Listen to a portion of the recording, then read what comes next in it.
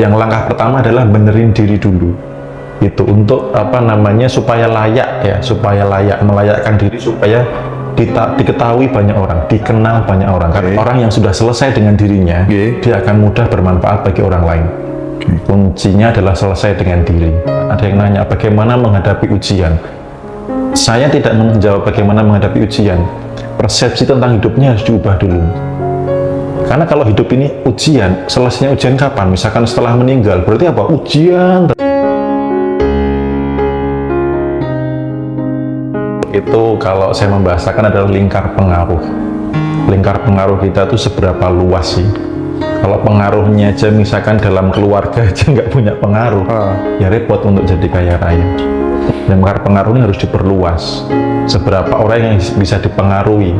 10 orang kah? 100 orang kah? 1000 orang kah? Atau 1 juta orang kah? Sama istri aja nggak kalah pengaruh. Nah, apalagi kan gitu. Apalagi di rumah. Makanya kemarin ada salah satu temen sahabatnya saya treatment juga. Ketika ada problem di rumah, saya kasih tips untuk beresin dulu. Karena kalau lingkar pengaruh di dalam rumahnya aja nggak clear, ya bukan berarti harus selalu jadi pemenang ya. Karena mengalah untuk menang itu juga ada gitu. Jadi itu clear dulu.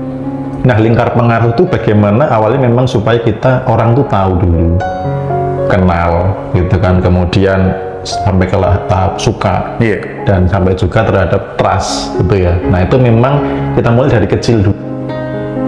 Termasuk saya ketika memberikan tips bagaimana supaya menambah circle orang kaya baru, kan pertanyaannya adalah bagaimana orang kaya mau berteman dengan saya gitu. Nah, artinya apa? Nyambung dengan ilmu vibrasi, diri dulu yang diberesin gitu loh. Kalau sudah menghilangkan kebiasaan ngeluh belum?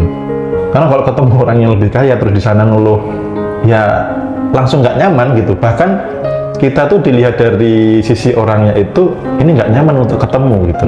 Dan saya sudah menemui loh beberapa orang yang memang selektif gitu. Bahkan ketika saya pun terlihatnya sedang ruwet dalam tanda kutip, dia diajak ngopi nggak mau gitu.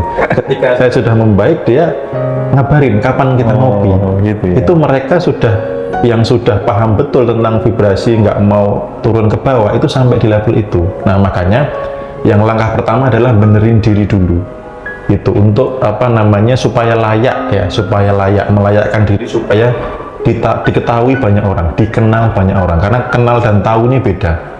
Ya artinya kalau tahu ya sekedar tahu, namanya Bimo tinggalnya di sini. Kalau kenal nih mengenal betul, gitu kan. Kalau sudah kenal kan nanti suka. Kalau sudah suka kan percaya. Nah, ketika lingkar pengaruh, lingkar percayanya ini sudah banyak, ketemu sama orang yang kaya tadi, itu bisa jadi langsung dapat tawaran project. Dan saya sering banget gitu. Ini ada investor nih garap kafe, ini ada ini. Itu karena apa? Sudah di lingkar pengaruhnya sudah besar, mereka akan melihat track record kita. Seorang Bimo nih bisa mempengaruhi berapa banyak orang. Lingkar pengaruh diciptakan dari tadi, diketahui, kemudian dikenal, disukai, lalu dipercaya. Kalau sudah dipercaya berarti bisa memberikan dampak pengaruh. Pengaruh artinya ketika kita menyarankan sesuatu, orang itu melakukan, namanya pengaruh. Gitu. Jadi mulainya dari diri, diberesin dulu untuk nggak suka ngeluh, kemudian mulai bangun personal branding. Zaman sekarang nih, zamannya konten kreator, itu sangat penting banget yang namanya personal branding. Dulu saya bikin channel YouTube itu nggak pernah mikir bahwa saya akan di titik sekarang. Saya bikin konten di TikTok, dulu nggak mikir akan hasilnya di sekarang, tetapi terus melakukan saja. Nah, banyak orang gagal itu kan bukan karena gagal melakukan sesuatu, tapi berhenti di tengah jalan, dia balik arah lagi ke belakang. Berhenti di tengah jalan sebelum finish. Munculnya keajaiban. Iya, sebelum finishnya. Apakah finishnya keajaiban, apakah finishnya full income dan lain sebagainya. Rata-rata mereka nggak bisa sampai, nggak bertahan di dalam proses itu. Nah, kalau kita berbicara trust Bimo ya, ketika kita sudah dipercaya gitu, realitasnya meskipun produk kita kurang bagus pun orang akan beli. Betul. Iya, karena apa? Yang membawakan sudah dipercaya. Makanya ada live TikTok gitu kan, ada produk baru, tapi karena yang nge-live ini sudah dipercaya, orang beli. Itu yang dimaksud lingkar pengaruh. Nah, coba kalau yang percaya banyak orang, dia pengaruhnya banyak, ya nggak kaget kalau sehari live omsetnya 15 miliar. Iya ya. Kemarin Kocun 20 miliar sehari. Kenapa? Dari awal orang nggak tahu jadi tahu, Dari tahu jadi kenal Ko Jun siapa, jadi suka dan percaya. Ko Jun bilang produknya apa, ya orang beli. Handphone harga 7 juta loh. Dulu belanja online, itu transfer 100-200 ribu aja mikir. Sekarang handphone 7 juta. Bahkan kalau misalkan nih kita nyambungkan lagi, katanya nih, ini buat teman-teman yang usaha offline ya, silahkan diamati. Katanya penjualan handphone sedang sepi. Tapi coba lihatlah di TikTok, sehari bisa begitu elektronik. Ko Jun kan khusus elektronik, segitu loh. Daya beli masyarakat menurun. Coba lihat di TikTok, itu bisa menghasilkan segitu. Nah, jadi kalau dibilang pun sedang sepi, tolok ukurnya ini harus pas dulu. Itu jadi ketika hubungannya dengan percaya, orang percaya, pengaruhnya semakin besar. Ya memang kaya raya itu sudah tinggal menikmati. Mereferensi apa langsung, mereferensi apa karena sudah trust. Kayak orang ini banyak trust ke Mas Indra gitu. Referensi apa kan cepat ngambil. Iya benar. Nah tinggal diperbanyak aja jumlahnya yang percaya dengan Mas Indra berapa nih. Kalau sampai 1 juta orang yang percaya, ya sudah rumusnya nyambung seperti itu. Oke. Nah, cara untuk bisa dipercayakan memang value kita harus dinaikkan. Betul. Value bagaimana citra diri kita di hadapan banyak orang yang kenal dengan kita gitu. Nah, untuk menaikkan value itu yang paling mudah dilakukan ya tips-tips dari Om Bimo kira-kira dengan cara apa saja? Oke, jadi saya biasanya ngomongnya begini, ini dari globalnya dulu ya. Orang yang sudah selesai dengan dirinya, dia akan mudah bermanfaat bagi orang lain. Kuncinya adalah selesai dengan diri. Bahkan ketika saya diminta ngisi di salah satu sekolah tentang bagaimana meningkatkan kepercayaan diri siswa, itu materi saya agak unik. Jadi bukan materi tentang percaya diri itu bagaimana, tapi saya awali dulu dengan diri seperti apa yang harus dipercaya. Gitu. Jadi deskripsi tentang diri clear dulu. Nah teman-teman tuh mau jadi apa sih gitu, dirinya seperti apa sih gitu. Karena kadang kan orang masih bimbang dengan diri itu, masih aku tuh jadi gimana sih gitu loh. Nah, bahkan misalkan ditanya bakatmu apa, keahlianmu apa, passionmu apa, nah itu diklirkan dulu. Nah setelah itu clear, ketemu misalkan passion saya adalah di ngelawak, ya lakukan itu, kemudian buat orang itu trust apa adanya saja. Karena orang itu ketika nggak apa adanya kelihatan kok, orang itu sudah bisa jawab kok ini sedang apa sih, ini cuma ngomong doang. Kalau dia memang memberikan sesuatu yang sudah dia lakukan. Nah, membuat orang percaya itu artinya kan sekata dalam tanda kutip apa yang dia sampaikan sesuai dengan apa yang dia alami. Belajar itu dulu. Jadi ketemu dengan orang, dengan pasangan dan lain sebagainya. Kalau sudah terbiasa ngapusi ya nanti aura mancar kepercayaannya nggak keluar. Jadi orang ngomong, udah langsung ini loh. Orang-orang di level yang sudah tinggi itu melihatnya ngapusi kelihatan. Apalagi orang yang bisa baca gestur dan lain sebagainya itu kelihatan sekali. Jadi belajar disiplin di hal kecil, karena untuk mencapai hal besar itu kita harus clear di hal-hal kecil. Hal-hal kecil, apalagi teman-teman yang misalkan bergerak di bidang penjualan, itu kan godaan terbesarnya adalah ngapusi. Nah coba lihat orang-orang yang penjualannya banyak gitu, bangun personal branding, dia apa adanya, Jadi nggak yang produk ini bagus bisa begini tapi realnya nggak seperti itu. Nah Ko Jun bisa seperti itu, kenapa? Dia menjaga kepercayaan kecil, produk dia yang sebelum dijual dipastikan bagus, kemudian setelah itu kan orang jadi trustnya meningkat. Yang semakin percaya semakin banyak orang. Gitu. Tetapi jangan melihat langsung ke besarnya dulu ya. Langkah sederhananya dulu deh gitu. Dengan pasangan bagaimana, dengan anak bagaimana, dengan teman-teman bagaimana. Karena saya juga pernah dapat pembelajaran dari buku terapi berpikir positif ya. Jadi di otak itu semacam kayak ada otot, Mas. Kalau orang sudah terbiasa ngapusi, jadi otaknya itu otot ngapusi gitu ya. Itu kalau nggak ngapusi ada yang kurang, kayak sakau gitu. Itu harus diubah dulu gitu. Jadi tenang aja, nanti perusahaan akan begini-begini kok, nanti bakalan ada ribut ini itu, padahal itu belum ada gitu. Tapi saya dengerin sendiri itu, ada yang begitu tuh saya dengerin sendiri, tahu sendiri ini orang kalau udah ototnya ngapusi, maka nggak ngapusi itu ini. Jadi ketika dealan itu langsung aja, dia nggak mudah untuk dipercaya orang. Misal ada yang percaya, paling 1-2 itu pun nggak bertahan lama. Oke. Nah, kalau cara untuk mendapatkan uang itu kan sebenarnya kan ada lewat bekerja. Lebih tinggi daripada itu karena kita tidak membangun kerajaan bisnisnya orang lain, berarti harus berbisnis sendiri. Ya. Membangun kerajaan kita sendiri, kerajaan bisnis sendiri gitu.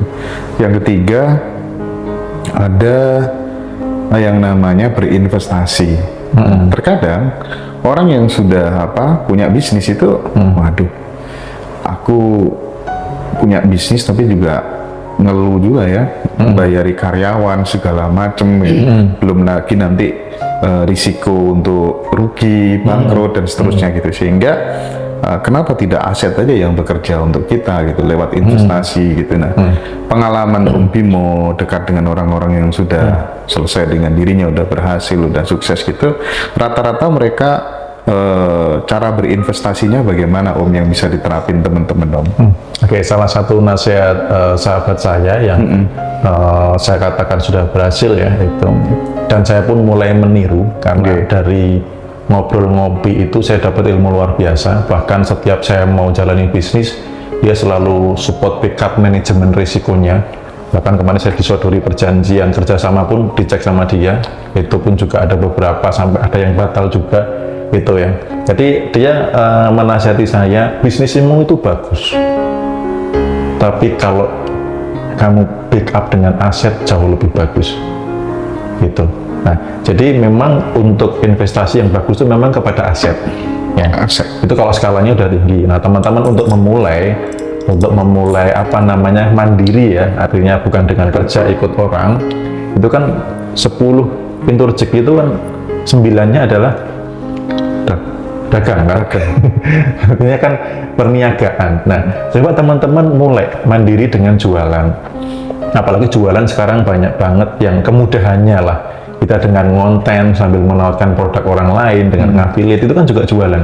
Gitu. Jadi tidak harus selalu memulai dengan hal besar. Banyak kok teman-teman yang di kelas TikTok itu dia mulainya dari sendiri dulu.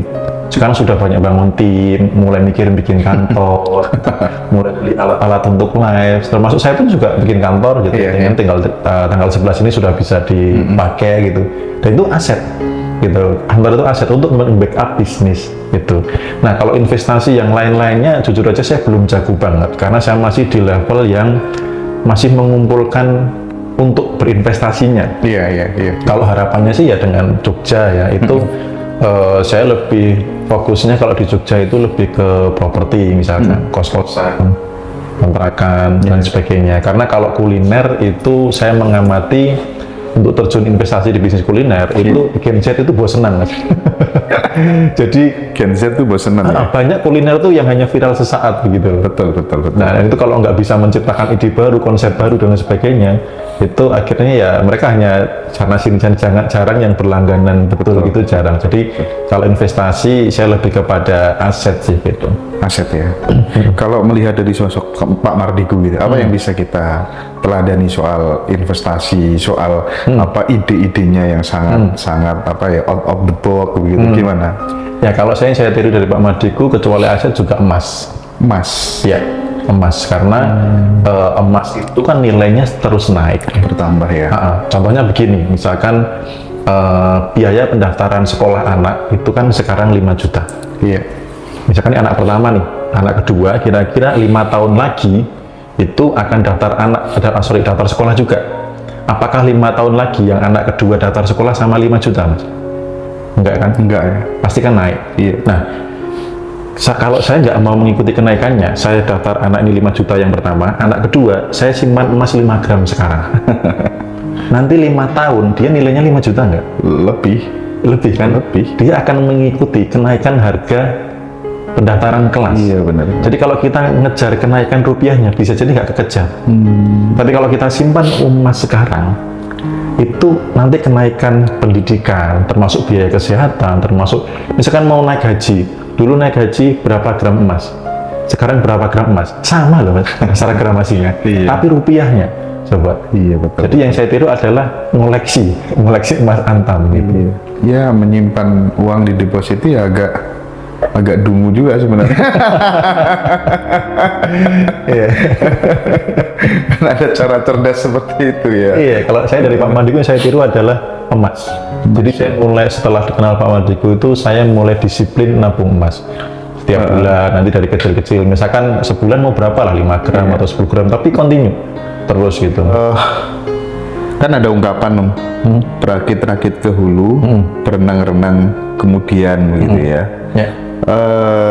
Itu kira-kira Om, menurut Om Bimo, apakah semua orang yang berhasil tuh pasti begitu, penuh dengan tetesan keringat, bahkan tetesan air mata gitu?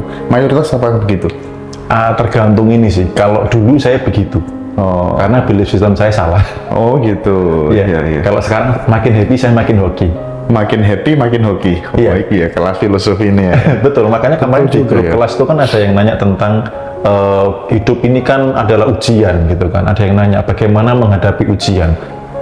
Saya tidak menjawab bagaimana menghadapi ujian. Persepsi tentang hidupnya harus diubah dulu. Karena kalau hidup ini ujian, selesainya ujian kapan? Misalkan setelah meninggal, berarti apa? Ujian terus. Ya, bahkan punya uang banyak pun diuji. Punya istri cantik diuji, punya anak baik diuji, nggak selesai-selesai. Termasuk apa namanya? Kalau ada orang ngomong hidup adalah perjuangan, saya langsung lo aja kali, gue mah kagak gitu. Ini kasus yang saya alami nih. Saya ini salah mungkin belief saya yang salah ya. Ketika saya ingin naik level, itu mesti saya disakiti. Nah itu karena belief saya yang salah dari dulu. Iya kan, pola yang saya terima di lingkungan. Oh, kita ada musibah, ada sesuatu yang nggak enak, kan belief pasti nih mau naik level. Akhirnya jadi kenyataan sampai saat ini. Nah itu caranya ngubah gimana biar tetap naik levelnya tanpa didahului dengan saya disakiti dulu gitu, saya dikecewakan dulu gitu loh. Sama, saya dulu kan sering ikut kelas-kelas multi level gitu. Banyak orang tuh yang kalau sukses itu kan selalu menceritakan masa-masa pahitnya gitu. Jadi kalau enggak dipentokin ke bawah dulu kayaknya nggak akan berhasil maksimal gitu. Itu kalau ada di belief itu memang terjadi begitu. Makanya tadi nyambung sebelum saya jawab pertanyaan itu kan akhirnya saya ganti. Hidup adalah keajaiban, hidup adalah keberuntungan, hidup adalah anugerah gitu.